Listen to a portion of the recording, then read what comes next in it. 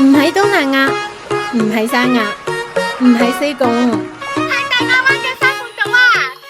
由澳頭出發，只需用40分鐘就可以到沙門島啦。唔使長途奔波，好啱周末2日1夜短途出遊。呢度有一內海水水質通透分層，沙門島嘅沙灘主要係白沙灣同月亮灣，水下能見度高達10幾米啊！5月到10月係沙門島最佳嘅玩水季節，水溫舒適，能見度高，好啱潛水同玩槳板。新鮮嘅魚獲可以自己煮，魚味零添加，都可以俾島民加工，美味又實惠。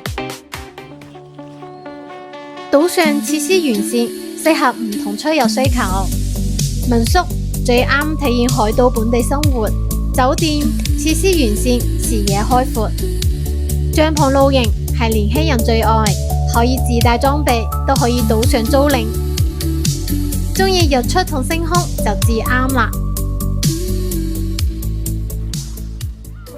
沙門島嘅自然生態環境係大亞灣保護得最好嘅海島之一，冇過度嘅商業開發，保留住最原始嘅山海風光。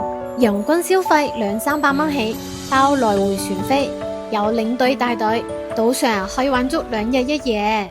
呢度唔係深圳，係澳頭嘅沙門島，有玻璃海、浮潛、海釣、徒步、星空露營、海鮮美食，一站式包攬所有嘅海島玩法。港人北上定居性價比由澳頭說起，行運澳頭煙火氣、龍柏花園陪你過住美好生活。